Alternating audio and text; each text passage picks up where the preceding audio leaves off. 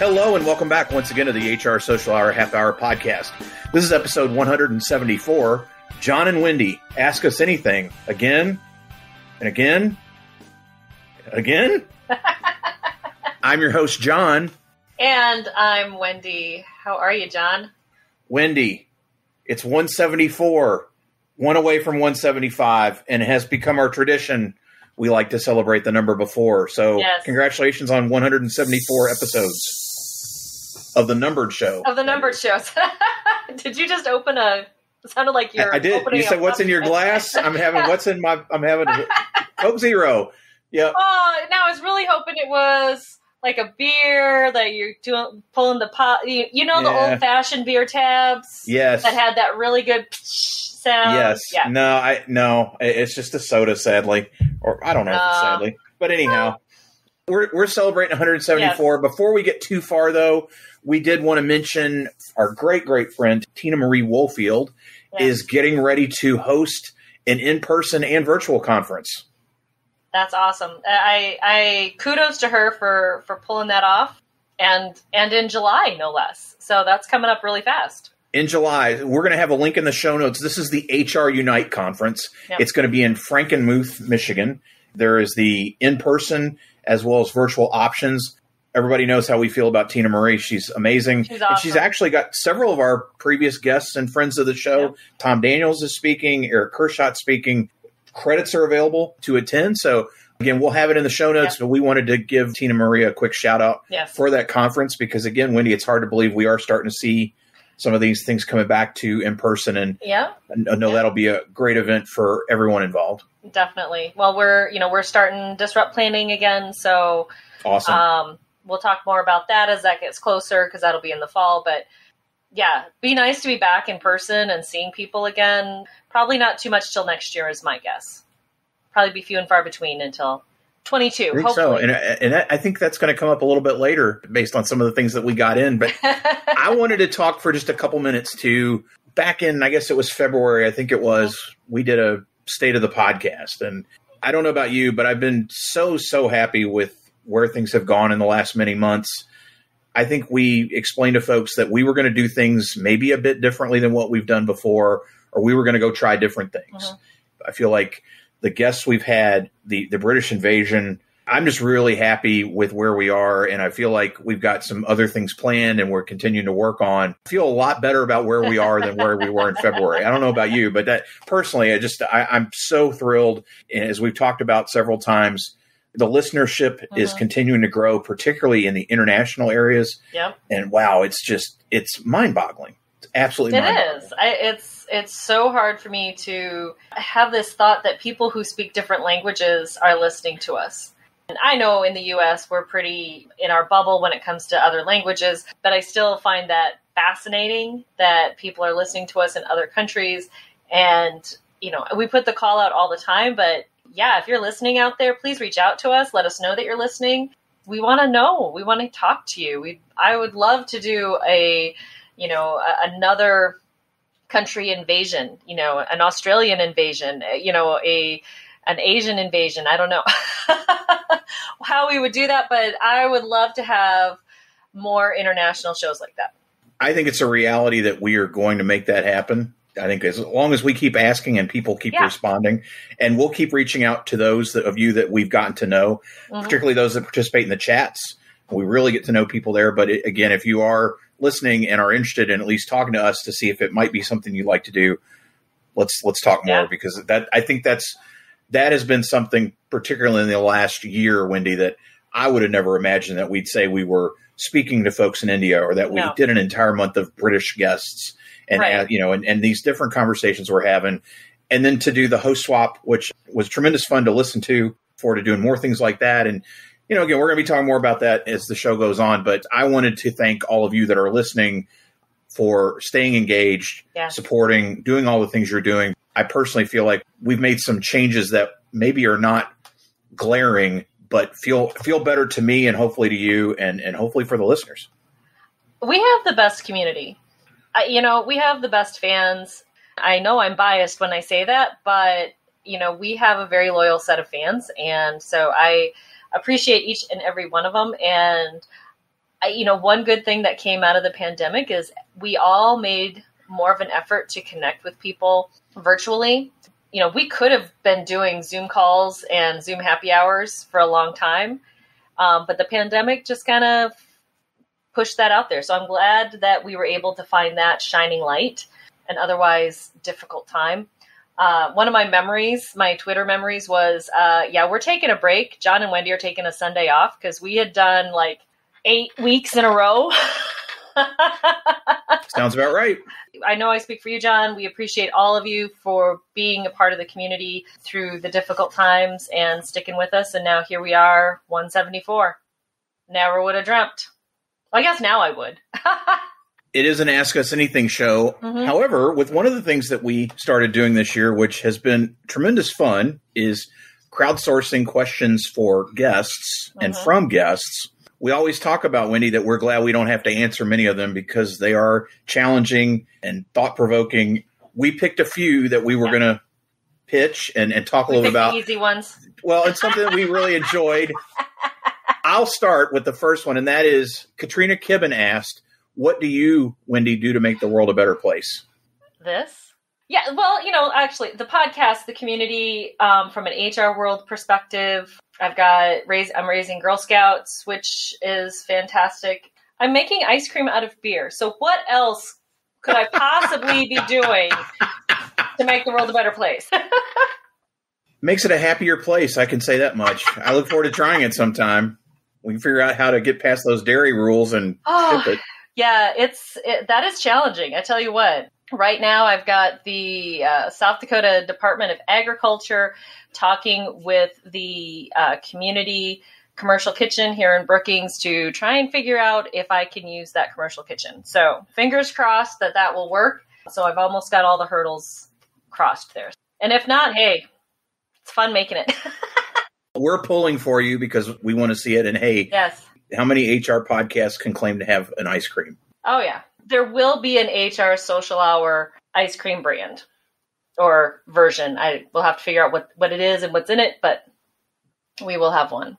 Maybe that's a question we could add to our rotation and ask people maybe what they want.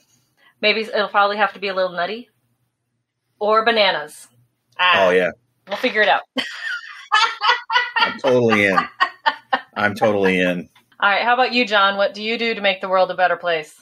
I think it all starts local. I would say certainly try to do things to improve HR and practitioners and people that we know or that we don't know that maybe are listening and glean something from these conversations that we have not only with each other, but with our peers. I tried to make sure that I raised two reasonably well-adjusted young men that could go out in the world and be productive citizens and be good people. And so far that seems to have worked out rather well. I've been very pleased. It is hard to believe. We talked about in the episode with Tom Daniels that my younger son Daniel did indeed graduate.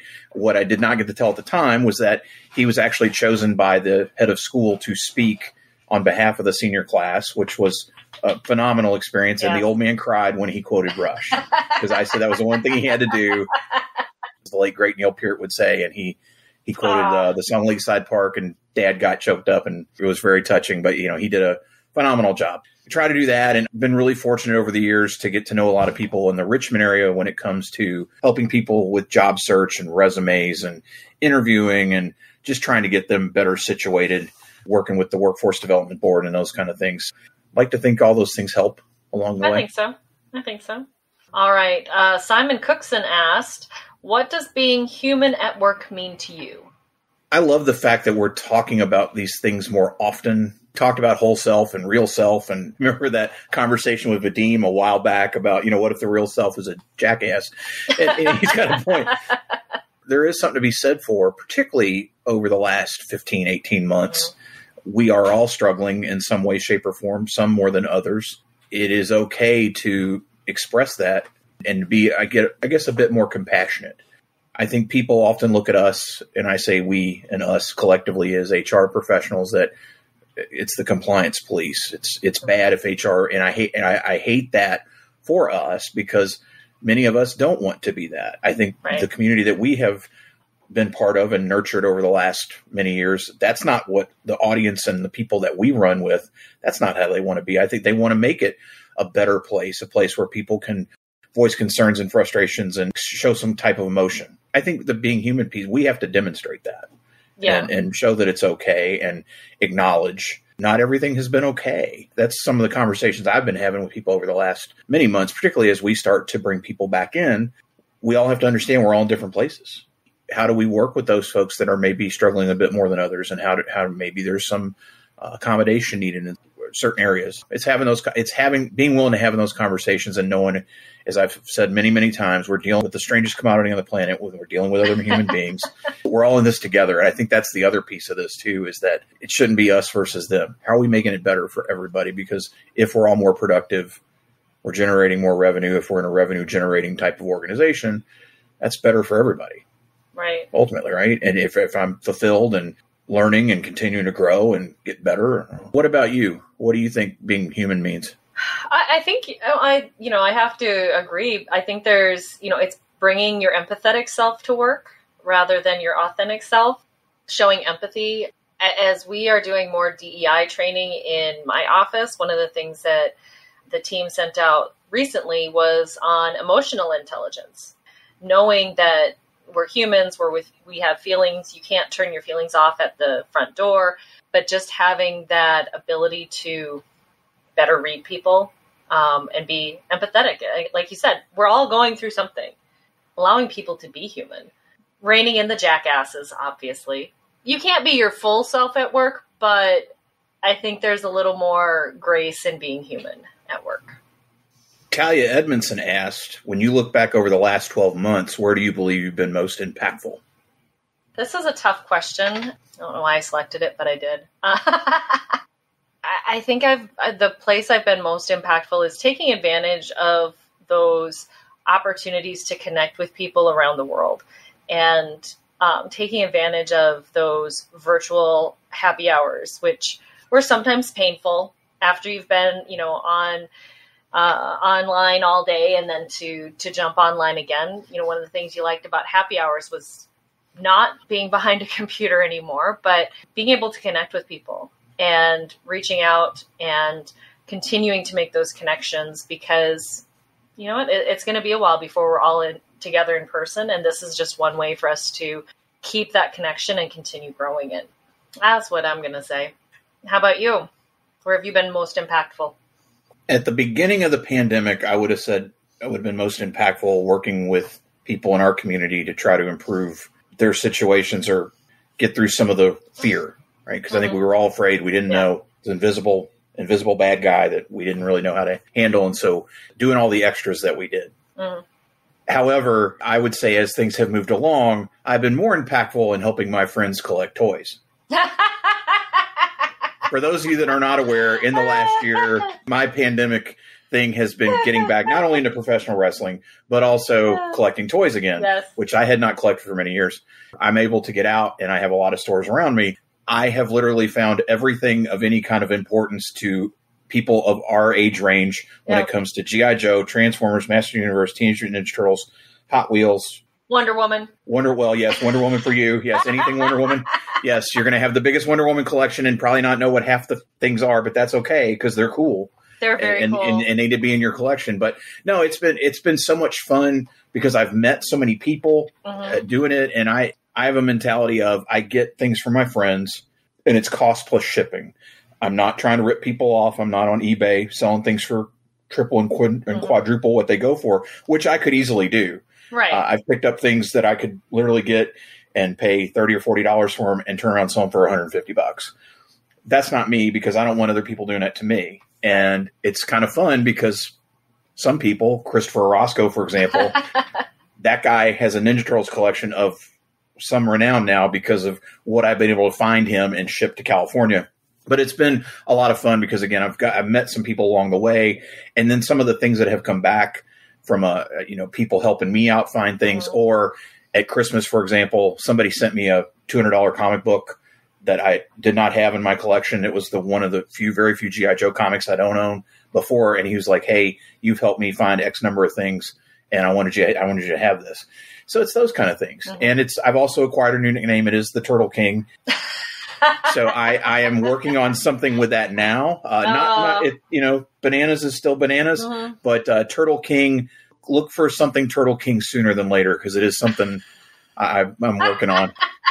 The nice thing I am seeing, though, now, Wendy, is that because supply chains are improving, because stores are getting more product in, people's need for me to find a bunch of stuff is lessening, which is kind of nice. I'm still helping, but it's not like, hey, I'm going in and trying to find 4 and 5 of something. I may be looking for 1 or 2, over the period of time. That's been a lot of fun, and many people have seen my misadventures doing it. Yes, I think that's where I've been most impactful, is helping people with their little spaceman, army man, superhero man, whatever kind of thing, die-cast cars, whatever it is, whatever their thing is.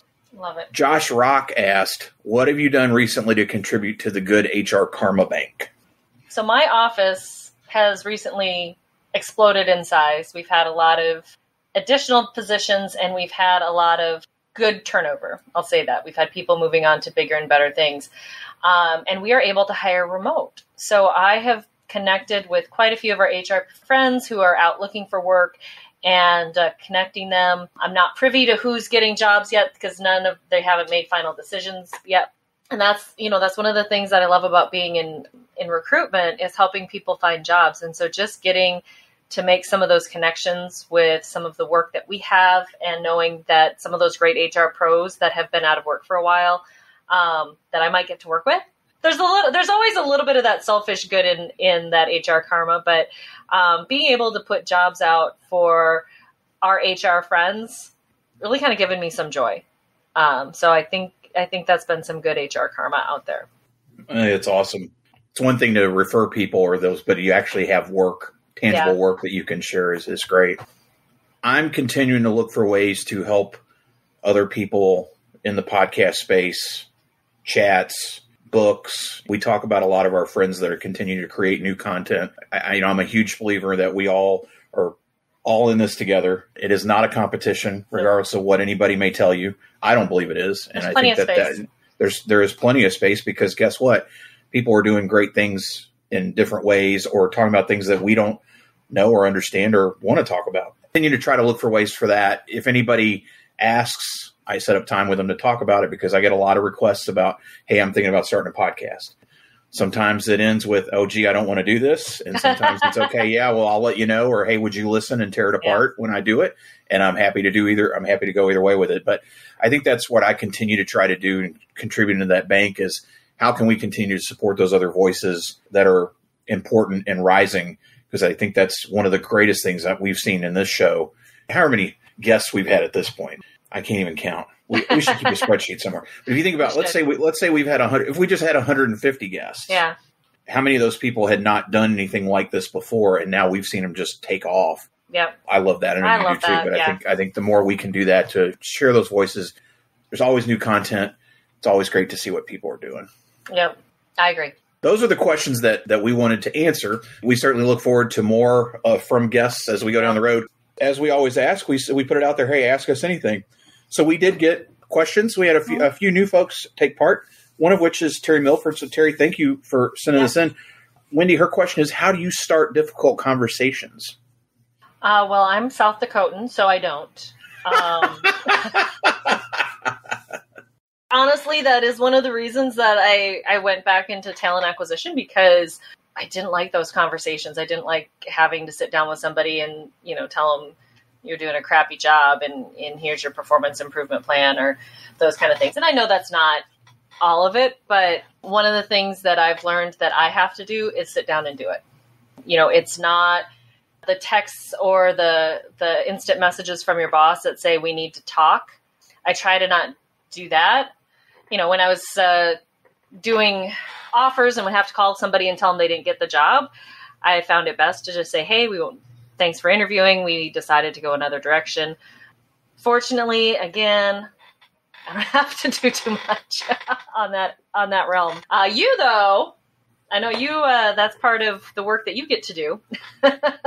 It is. And I think nobody likes having these conversations, performance or hygiene or harassment, whatever they are. we talk about we have to observe things, and I try to be. I'm very clear about why we're having the conversation. I stay detached from the standpoint that I don't think the person is a bad person.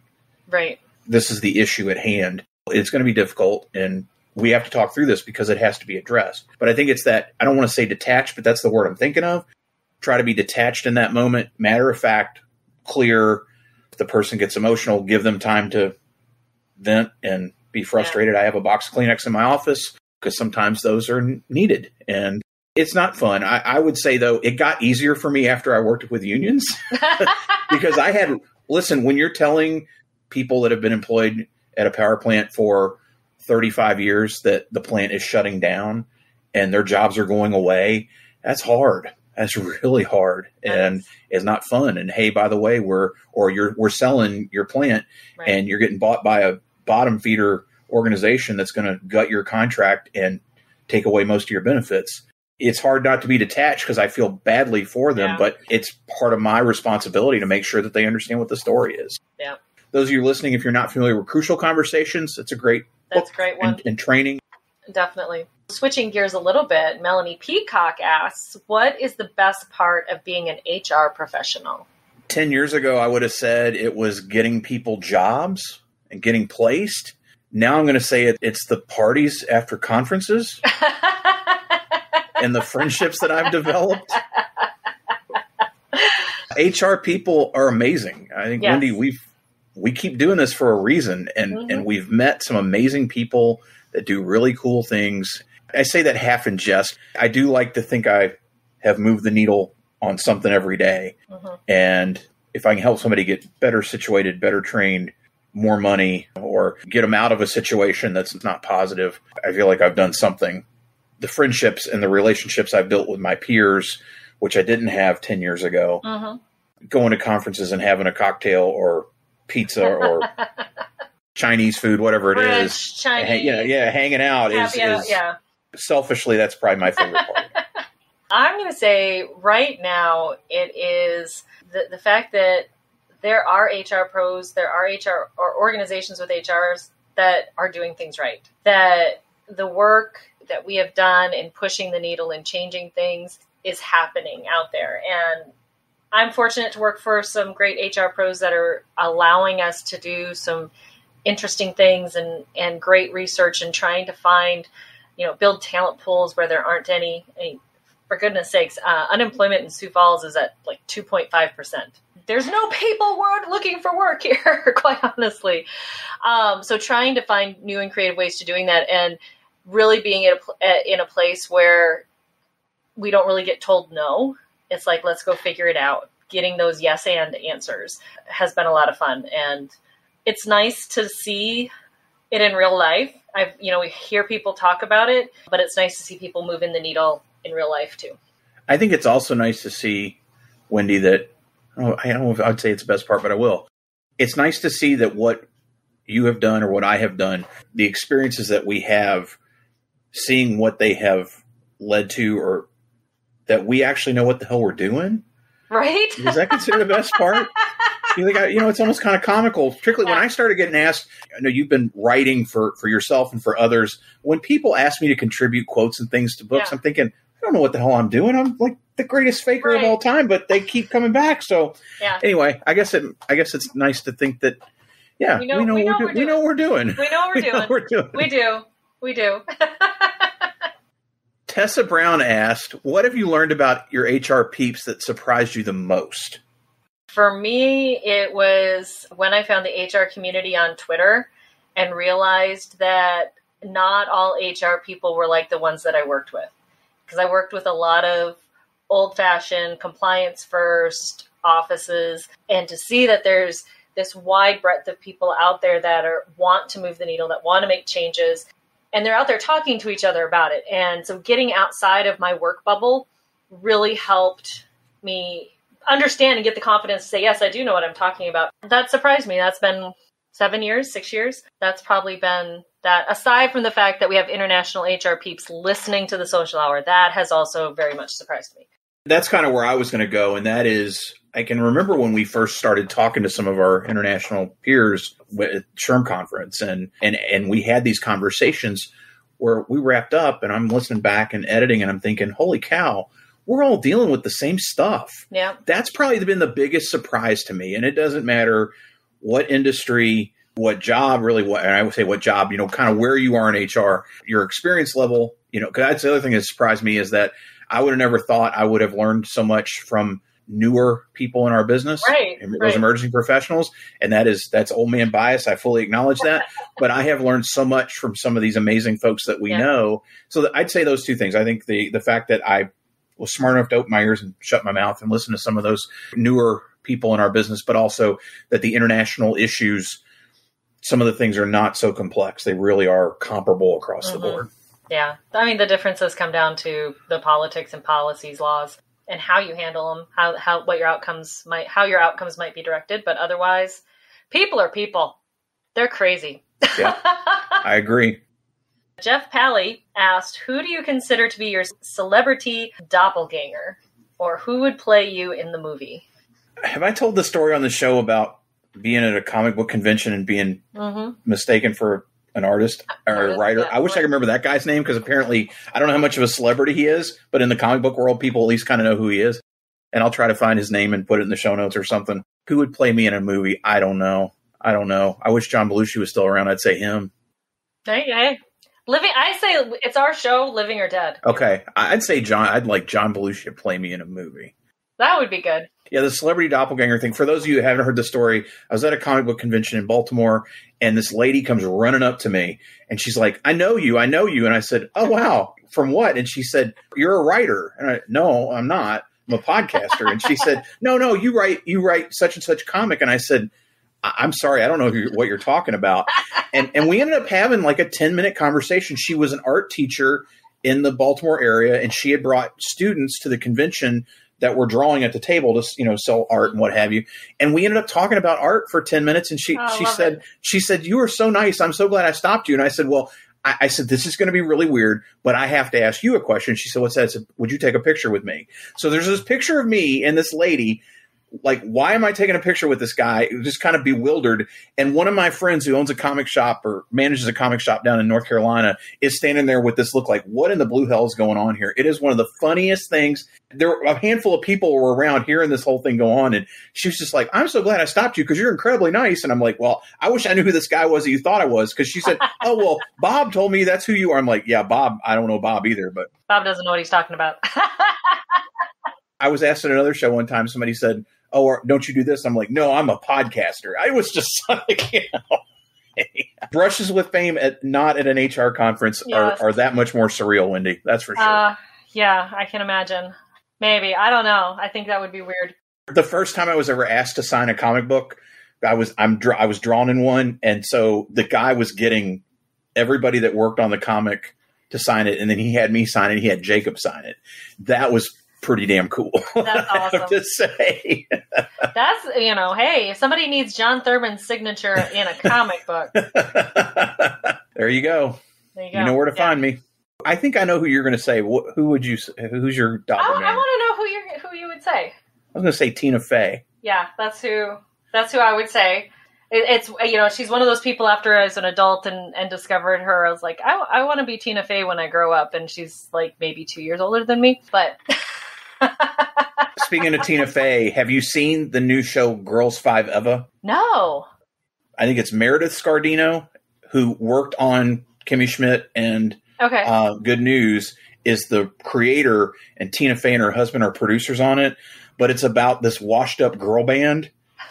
It is, Wendy, it is so funny. Sarah Bareilles is the lead. And then Elise, somebody from Hamilton, is in it. Okay. And Paula Pell, who is like queen of comic actors now, she's in her late 50s in real life. She's supposed to be playing like a 40-year-old woman. And the explanation of how she got to be, because Paula Pell's a good-sized lady, the way they explain all that is unbelievably funny. Busy Phillips. So it was a 5-act. I'm just going to tell you, because it was 5 girls in the group. The fifth one died when she was swimming in a what's the pool called? The infinity pool. Infinity pool, and she swam over the edge off the top of an apartment building. Oh my gosh! Okay. All original music. It is really funny. It's on Peacock, I believe. Okay. Yeah, but it's called Girls 5 Eva. It is. 5 Eva. Well, it is because forever's not long enough. So yeah. Well, I do love Busy Phillips. I think she is hysterical. So, and I think I remember seeing that advertised, but if it's on Peacock, we don't have that, so I'm gonna have to figure out how to watch it. You can get us if worse comes worse, I'll send you mine. But yeah, it's in that whole vein of Kimmy Schmidt, Good News, all those shows, awesome. And so yeah, it was really really funny. I'll add that to the list. Chris Hadley asked several questions, yes, so we'll go back and forth here, but I'll start with what superhero or G.I. Joe character, thanks Chris, would portray you in a movie? So I was confused by this question. So is it that they would portray me or I would portray them? I assume it means would portray you. Would portray me. Oh. That's harder because there's not as many female options out there. I don't know. The easy answer is Wonder Woman, but I don't feel like that's the right one. Okay, I'm going to go weird here. Okay. I'm going to go weird. I'm going to say the Zendaya MJ. Okay. I'm going to go with her because that's a little bit of who I was in high school. Maybe I was probably a little more preppy than she is, her MJ, but just that I'm too smart for you guys. I don't know why I'm here. Can I just leave now? I appreciate Chris opening up the scope a little bit. For me, the character Breaker from G.I. Joe would play me. Breaker is the telecommunications specialist of the original Joes, and he's the reason I wear a beard. He was the first action figure I had with a beard. Alvin Kibbe, Breaker, would be John Thurman in a movie. If you could have an entrance song for every time you arrived somewhere, what would it be? Up until this past year, and in fact I got to use it at least once, was Working Man by Rush. Now, because of my renewed interest in wrestling, Io Shirai, who is a Japanese wrestler in NXT, which is one of the WWE brands, she has this entrance music called Tokyo Shock, which is just slamming. It's awesome. And I'll probably play it under somewhere in this show because it's so awesome and it just bangs. And she comes out and she wears a leather jacket and she's got strobe lights hitting her and she comes out and screams and hollers and runs down the aisle. Tokyo Shock, Io Shirai's entrance theme would be my new show music because also, as we've talked about, I still am interested in getting us HR Podcast Tag Team Champion belts that I would wear over my shoulder at a conference. I would wear it up on stage because I want people to look at me and go, what the hell is that guy doing? Ashley, MTM, come on. Yeah. We're going to reopen that conversation later this year. But yeah, I know I would probably be the only person doing that. And hey, I know somebody in the podcast community. She wears a sash everywhere she goes. She gets a lot of feedback on it. So why can't I be the guy with a wrestling belt and playing a Japanese female wrestler's entrance music? That sounds very on brand. I thought about this for you, but I'm not sure. I want to see what your answer is. I go back and forth. The first would be Applause by Lady Gaga. Okay. Hey, applause. Come on. Applause, applause, applause. The other one it's kind of a cheat, but Wendy by The Association. It's just one of those songs that inevitably, it's been a while, but for a long time, I would get that sung to me. And so it's like, hey, let's own it. I would say if you're going to use that, I would use the version from the Drew Carey show where he and Mr. Wick. Have you ever seen that episode? Oh my gosh. And Mr. Wick plays the harp. Yes. And he's playing the harp and they sing Wendy. That is one of the funniest things they ever did on that show. Yes. I had completely forgotten about that. Yeah. Craig Ferguson with another accent is so weird to hear now. Yes. With his British accent. That show was so brilliant. I can't believe it's not on a streaming service. I am as well. It had some very, very inventive stuff. The musical numbers every year they do one of those big dream sequences. Yeah. Those were always hilarious. Particularly when Mr. Wick came on. Yes. I will never forget that episode of them. But him playing Wendy on the harp was so ridiculous. Oh, I may have to pull that. It's got to be on YouTube, and so that might have to get shared tonight. Chris's next question. Does pineapple belong on pizza? Yes. Just, yes. Do you disagree, or? I was going to say this. Pineapple may belong on your pizza, but I don't want it on mine. Oh, there you go. It's kind of like Die Hard being a Christmas movie. Right. I think this seems to be a very divisive thing. Hey, look, follow your bliss, right? I don't think you're going to find pineapple, though, on deep dish in Chicago, I think. No. Extra sausage, please. But that's not where it would belong. I mean, it would be good there. You need it on a thin crust with that. And then I haven't done an eponymous plug in a while, but they have a pineapple sour right now that I did enjoy with a friend. We had a Hawaiian pizza with pineapple on it, enjoyed their sour with it, and it was a great match. So it doesn't belong on every pizza. How about that? Again, follow your bliss. If you want pineapple on your pizza, go for it. Exactly. Just like I enjoy anchovies and many people don't. Hey, I like anchovies on pizza when it's appropriate. When it's appropriate, yes. Oh, his last question is a little weird, but what is your favorite word to say? And it's going to be bleep, so people are going to wonder what I say. What did he say? What did he say? I like that old Inside the Actors Studio was on, and he used to ask your favorite curse word. Mm-hmm. It has so many uses, good, bad, and indifferent. That's my favorite. It does. Yeah, this one was a little bit harder for me. I'm going to go along the same vein and say frick. And why frick is okay and not the other version, I don't know. One of those things, conversations my daughters and I have been having recently around swear words and language and that sort of thing. And, they're words. And for some reason, some are deemed bad and some are deemed okay. But frick works for me. As I've told you before, not for nothing, but when you talk about swear words, I dream of the day that I get to go to Deadwood because I want them to call me all the names in that show. Because while the language is rough, the actual dialogue, the language in that show is so amazing. I've never heard so many curse words at once, I don't think. So I think Melanie Hellman is going for Kate Bischoff's crown. Yes, I think this episode. I think Kate bowed to her. And the first question is, what is your favorite Marvel movie? I'm going to say Captain Marvel. I liked it as far as an origin story. It's nice to see a female origin story. We've got two, one DC, one Marvel. I enjoyed it, and there's probably a little bit of nostalgia that I enjoyed since it was set in the 90s. But hearing the 90s music and Samuel Jackson back, I liked it. I thought it was a lot of fun. I'm going to pull something our guests do quite often, and I'm going to say two. But they're very different, and I think one of the reasons I enjoy those movies so much is that tonally they're so different from one another. Right. The first one is Captain America Winter Soldier, which is just a tremendous espionage spy movie. Take them out of the costumes, and there's still a really compelling story there. All the Captain America movies are great, but Cap Winter Soldier. The other one is Thor Ragnarok, and that is because that, to me, is this crazy fever dream of a comic book movie. It also gives us the first glimpse of Beta Ray Bill, who more than likely appear in the Marvel Universe sooner than later. When he does, I will cry openly. He is my favorite character that's not out. And for those of you who aren't aware, Beta Ray Bill is basically a horse guy that was deemed worthy to carry Mjolnir. Well, because Thor had Mjolnir, Odin had a Stormbreaker built for him, which was the axe.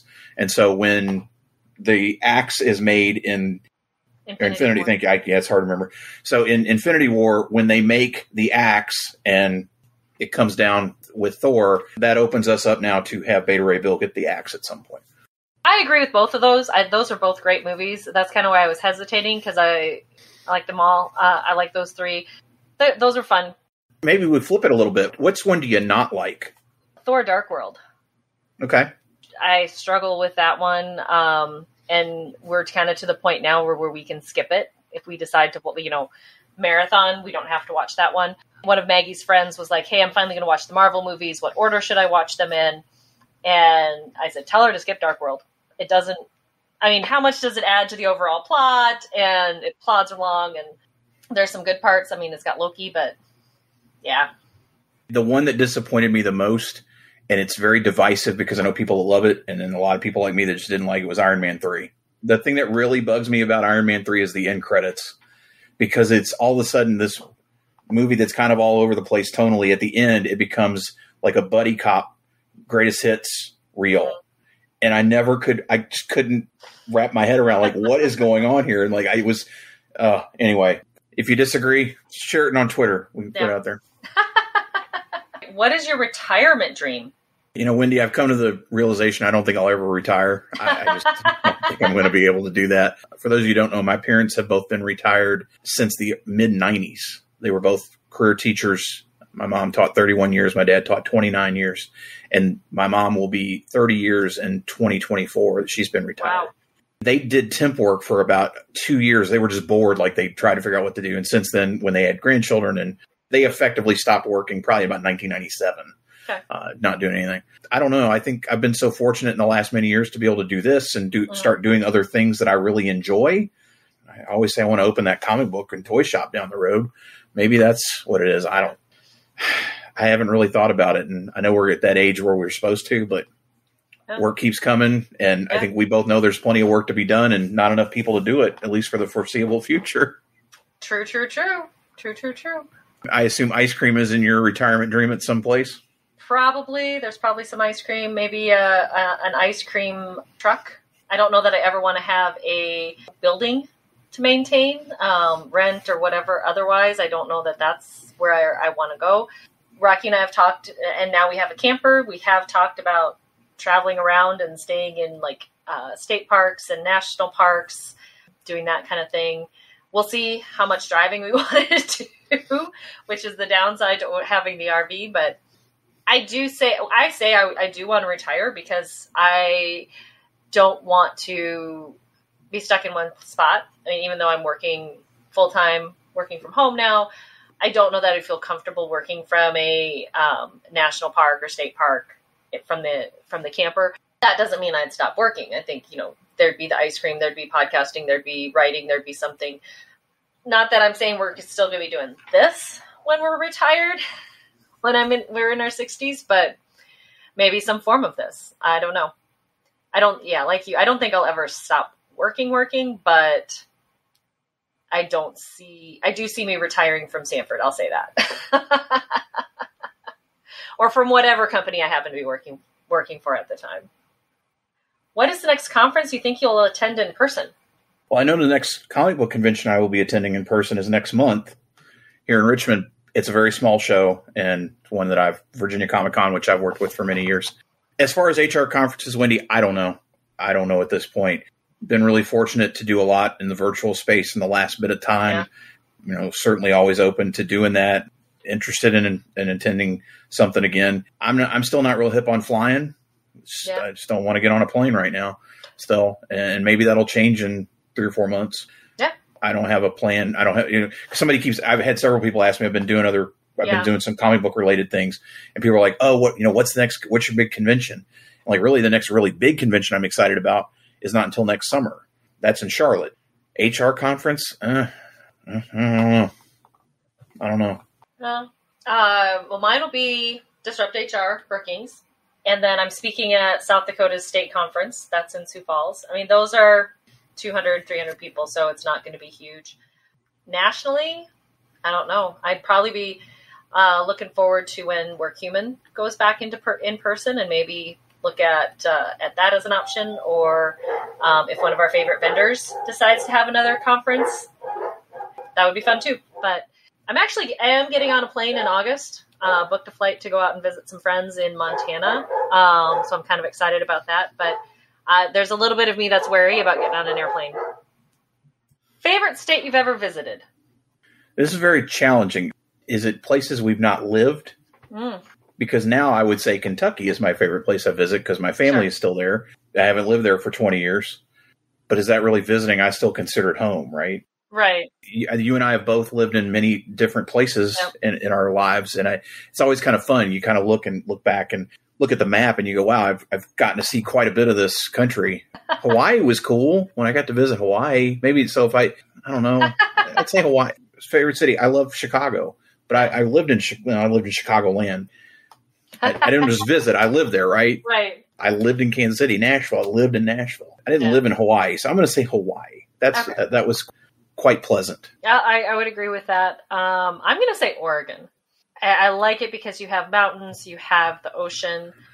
You do not typically have the high heat that we have in other parts of the country. So it was on our list of places that we would be willing to move to when we were looking at that. I think that's probably at the top of my list of places to visit. I want to visit Portland. We have several friends out that way, Mark Alphonse included. After watching Portlandia, I'd like to get out there at some point and check it out. It's a lot of fun. They have a great used bookstore there, which I'm not going to remember the name of it. I'm sure there are many. There's got to be more than one. It's like the largest used bookstore in the world. Wow, I'm sure Mark will correct us on Twitter. I want to say it starts with a P, but Powell's. I think it's called Powell's. Okay. Mark will correct me, I'm sure. But yeah, so hey, Oregon, if you have a state conference there, you need some podcasters, hey, we'll come. We'll come. I love the specificity of this one. Yes. Favorite flavor of Flavor Ice popsicles. Oh, we have these in the house all the time still. I love the grape. I mean, it's not grape, but I love purple. The grape. It's purple. It's purple. Purple is a fruit? Purple is a fruit? Purple is a fruit. Purple is my favorite Flavor Ice. I haven't had one in years. We don't have those in the house. I don't remember ever having those around when the kids were little. It's like $3 for a giant package of them. So summertime comes and we buy them and throw them in the deep freeze and find plastic wraps everywhere because Jesse forgets to throw them away. So we're saying purple/grape. Purple. Last question from Melanie. Favorite Girl Scout cookie? Tag along. Hands down. No contest.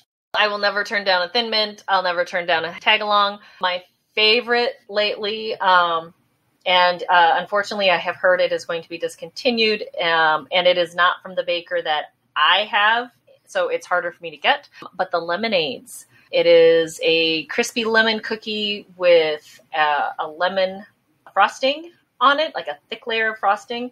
Makes the best s'more. You get like a little lemon chiffon pie type s'more flavor, and it's nice. I really do enjoy that cookie. So much so that I have supported girls in other councils having them sent. I can't remember if this is the last year or next year is the last year for them. I think 4 of us bought like 2 cases of them. So wow. Never heard of it. It was new 4 or 5 years ago. Okay. And some of those, so you're always going to have, there's 5 you're always going to have. You're going to have a Thin Mint, Tag Along, Samoa, a peanut butter sandwich cookie, and the trefoil or the shortbread cookie. Those 5 will never go away. And now somebody will probably change something, but there's additional flavors that change every few years or so. The peanut butter that's do-si dough, right? Or is that called something different? It's a do-si dough. Yeah. Okay. Yeah, it's a peanut butter sandwich cookie, and yeah, I like those too.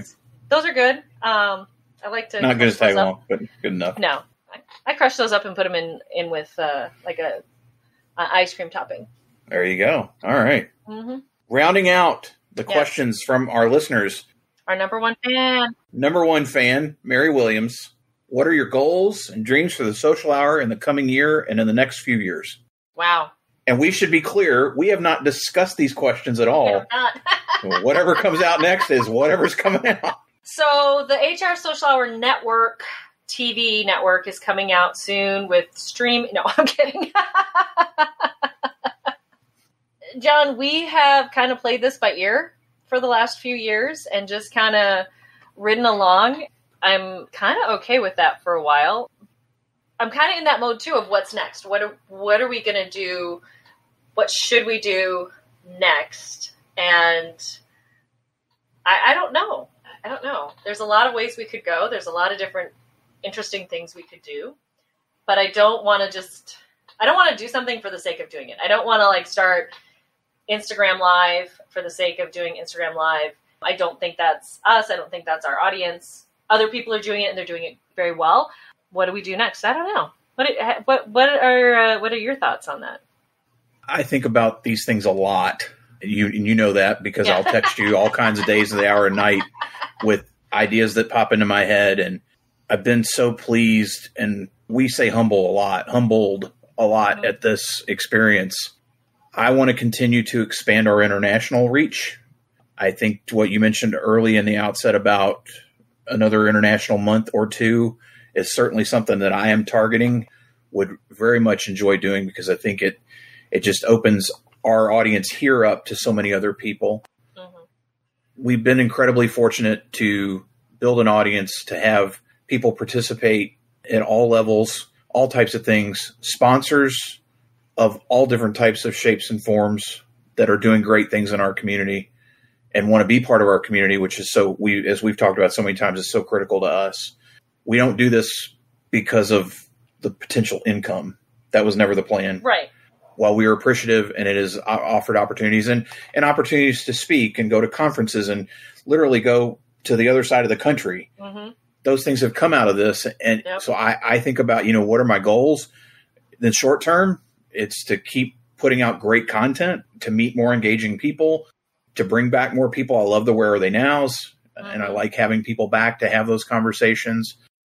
A short-term goal that was not going to work, and we'll share it here because we can. We are hitting the 100,000 download mark very soon. Oh my God! Which is, again, astounding. Yes. For us. And to think 3.5 years ago, I can remember we got 100 downloads and how exciting that was.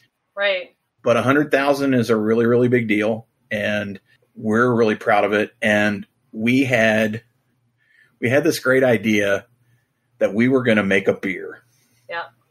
And Wendy's connections at Eponymous, that we thought, and I started thinking through this and how could we market it, and and how could we get them to distribute it for us so that literally at least you in the United States, you could order a beer, a big can. Yeah. Unfortunately, liquor laws vary from state to state. It's just not feasible right now. So that we have put that on the back burner for the time being. Now, if everyone wants to come to South Dakota. Yes.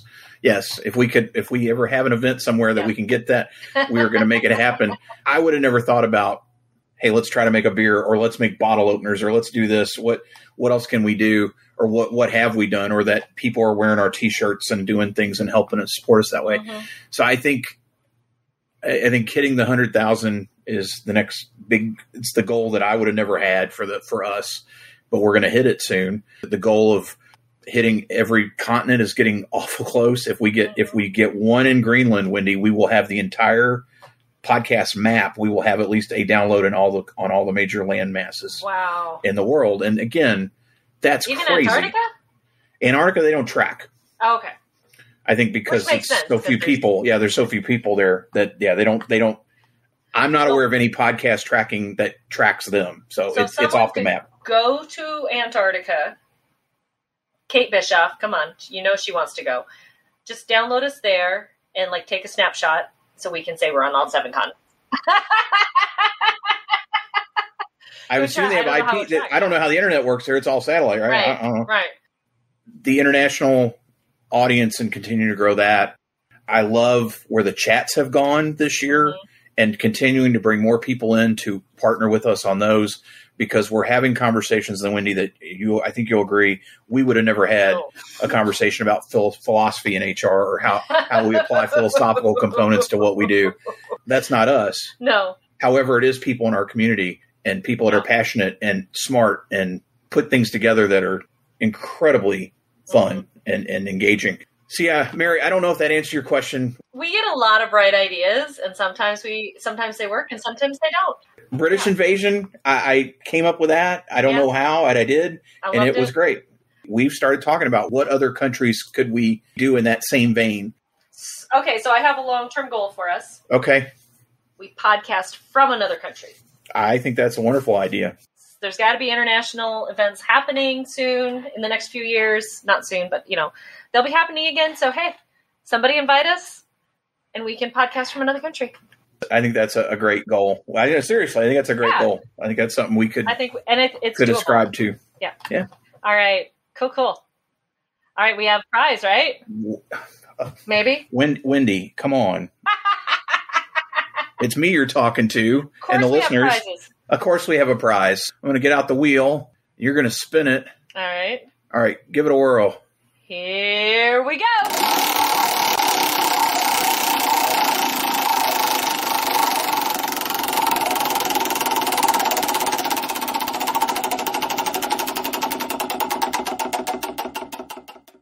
And the winner is Chris Hadley. Yay, Chris. That was not biased for his G.I. Joe question. Chris will be in touch, and we will be sending something your way. For those listening, send a question next time, and maybe you'll be up. You'll be up for a prize. We like prizes. I like prizes. You do like prizes. Well, Wendy, it's hard to believe we've answered all the questions for at least this go around. Just to kind of let people know, 175 is a Where Are They Now? We're excited about where that's going to be. Yeah. We've got several guests, and we're also very excited. We will be having a new sponsor in July. We'll announce that on episode 175. Look forward to that announcement.